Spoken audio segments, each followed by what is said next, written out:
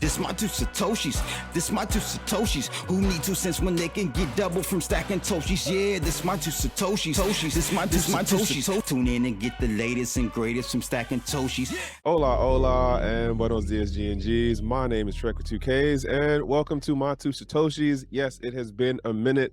Things have been going on, but hey, I'm back, and I just want to say, thank you for still paying attention. How about that? So if you don't know the basic idea, if you are really a new person to this whole my two Satoshis on the way that I do it versus how CB does it, the big homie, thanks for the opportunity nonetheless, my bro. I cover some crypto news things and some non-crypto news things, and then I kind of mish those things up together and throw them out. It's not necessarily mainstream news stuff, but it's just things that come across my radar. I put it that way. Nonetheless, I do want to say thank you for the folks who have been tapping in. Thank you for the folks who follow me on the other platforms and things that I'm on, because I'm doing Twitter Spaces right now, doing the Gentleman of Crypto thing still for the whole weekend crypto, and I'm about to push out another show on the Gentleman of Crypto network. So yeah, things are happening. I'm keeping busy. Y'all understand. Nonetheless, let's jump into the first story. And this first one happened this month. We are in November, the latter half of 2022. And basically, far-left Brazilian Supreme Court orders banks to block funds of businessmen who supported the protesters in mass democracy rallies. Protesters stand strong. Okay, so I do not know the Gateway Pundit, but I've heard mixed reviews on how accurate and how unbiased they can be in how they report stories. Nonetheless, it caught my attention because in case y'all forgot what they said right here about, where was it? Orders banks to block funds of businessmen. Now, there's a tweet in here where they say that it was like people all together who went to the protest. This is more than 2 million people who came out for this situation of saying they are not agreeing with how the election results turned out. Again, I've heard some mixed things on, some people might call this protesting, other people call it a T word, a terrorism, local domestic terrorism because of the things that they were doing. But nonetheless, this is going on. This has happened, right? So let's get into some of these highlights. It is now, okay, this is how it's done. Over 3 million Brazilians filled the streets on Republic Day yesterday, which was November 15th. By the time you see this, it'll be probably later in the month of November, to protest the stolen election. The party of President, I'm gonna say his last name, Bolsonaro, presented its report and announced it will apply to have the elections annulled since the results could not be validated. I don't know if they're doing digital or paper ballots, but obviously something is going wrong, and then there is still enough, I don't know to say margin of error, but there is enough question within the system that you can still put that stuff out there, and then courts take actions or people take to the streets as they do here. I'm jumping down again. Mainstream media such as O Globo refused to report on what may have been the largest protest the world has ever seen, fueling even more rage and disappointment among the Brazilian people. Jumping down into another highlight here, someone said this: as hundreds of thousands continue to protest in the streets in Brazil, corrupt left Chief Justice Alexandre de Moraes, I'm probably saying that wrong, wants the Minister of Defense removed. Now, jump down here.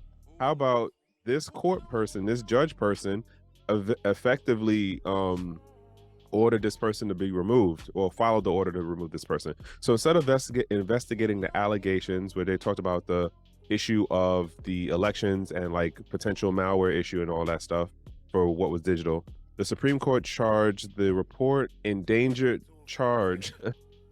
It's funny how they were wording this. I don't know if it's a whole translation from Portuguese into English, but whatever. The Supreme Court charged the report, quote, endangered the physical safety of its citizens who were involuntarily encouraged to protest, as if more than 3 million Brazilians who turned out on Republic Day, November 15th, to protest, still didn't really know what they were doing. Now, we have X amount of different setups as far as like how protests and things work out here, but nonetheless, this is what's going on here in Brazil.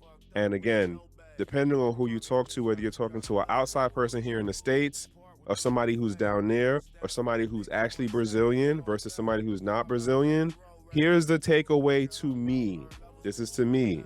The court ordered that banks, and it was, where's the number at? 42 agricultural people, but it also, in this particular post, was talking about how it was actually all of the protesters that the government initially wanted to get blocked. The fact that they even thought to do that, if we don't see the issue of political persecution, and this is an after the fact thing, no matter what the rationale behind why you did it, it's the fact that they're doing it. That's the issue. Again, Canada was just a minute ago. That wasn't 10 years, 5 years back. That's less than 2 years. I'm just saying, just something to think about. I think we're going to see some more interesting things coming down the pike in the world, but that's at least one of the things on the radar right now. I happen to be crawling one of the news aggregator sites that I use, and then I seen this title and I was like, who? What are we talking about? Who is billionaire FTX co-founder Gary Wang, and why is he still committing code? Now, at the time of publication of this is the 14th. It's a couple of days later when I saw this, and it'll be X amount more days later while someone else sees this, you the viewers. Here's where I'm at on this. For all of the super sleuthing that was going on crypto Twitter, and I'm talking about the super sleuthing for the diagrams, the infograms, the charts, the list of companies and everything that came out before the bankruptcy filing. There was stuff being pushed through Twitter before the bankruptcy filing.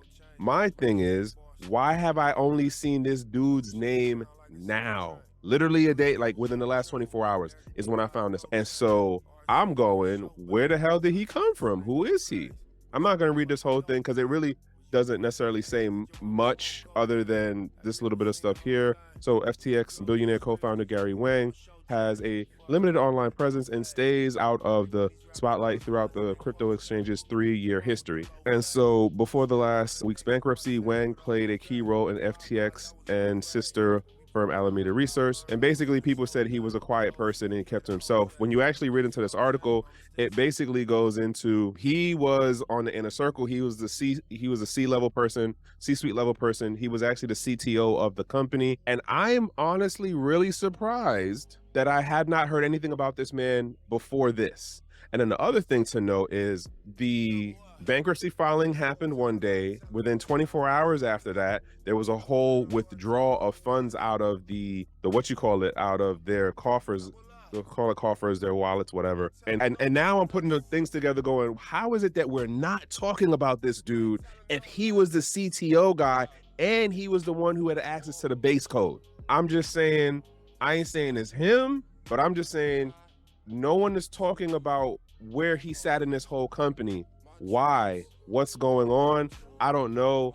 I'm surprised more folks aren't catching on to who he is. Screw Caroline, and honestly, screw SBF, because according to this and according to some other things that they pull out as quotes, he wasn't even a good coder anyway, and he ain't writing none of the code that went to FTX to begin with. So this is the guy we really got to be like, yo, where's this man at? And is he still a billionaire? All right, now jumping on to this last story here.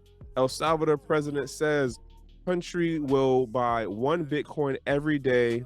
Billionaire Justin Sung joins him. Yo, when I put the marketing PR hat on, I gotta give Sun like the round of applause clap, because your man knows when to jump in and say stuff to be like, yo, I'm on the bandwagon. I'm making the spotlight. I'm here.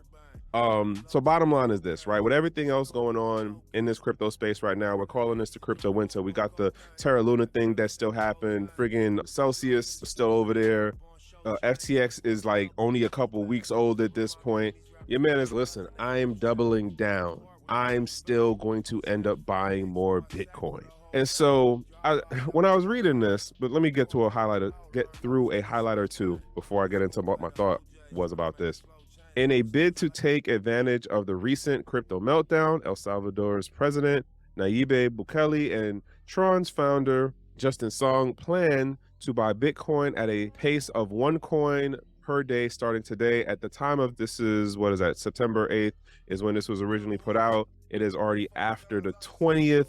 So they got a couple of days in. Other thing to note, basically Son just jumped in on Twitter and was like, oh yeah, I'm gonna do the same thing he's doing.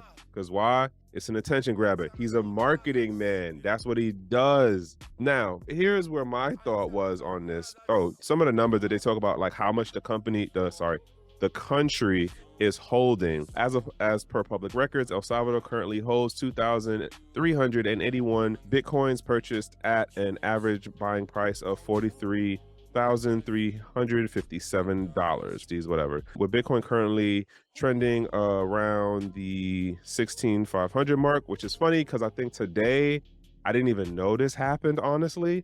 It's like below 16K. And I was like, oh, wow, that happened. And then I saw the article and I was like, oh, wow. Like, arguably, if you DCAing, like, this is a move right now, because if it goes down as low as some people's talking, I mean, for the on average buying thing, it works out, right? If you know about the whole dollar cost averaging thing, you understand what I'm saying about that. But nonetheless, this is what they're talking about. They have, and apparently they didn't put a cap on how much they were going to end up stop buying it. Is there a floor price that is too high? Or is it when it gets to a certain point, it was like, all right, we're going to stop going one a day? I don't know if he figured out that he could do like a year of this, which if he did it for a year, all right, whatever. I mean, that balls of steel right there.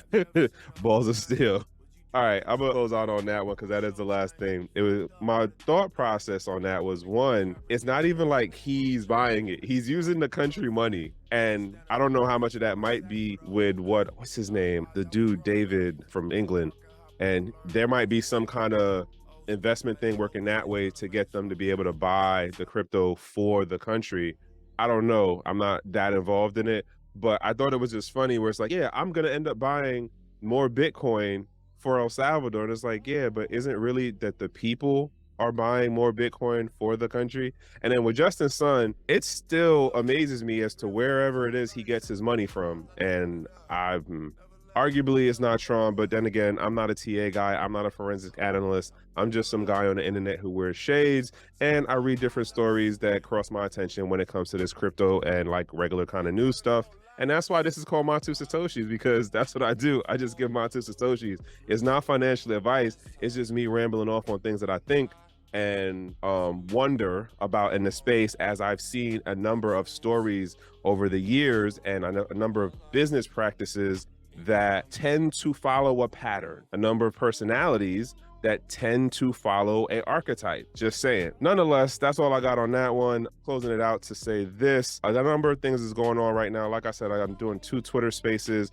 co-hosting one of those Twitter spaces with my boy CB. It's called The Wevolution. Y'all should check us out. It's on Wednesdays at 8 p.m. on Twitter. Check out The Wevolution. Get my account or CB's account. It comes on at 8 p.m. East Coast time. And we talk about things related to this whole Web3 Wevolution thing. Other one I do is another one called Metaverse is the Other Side. That's me and my boy 3D. And we basically talk about crypto stuff.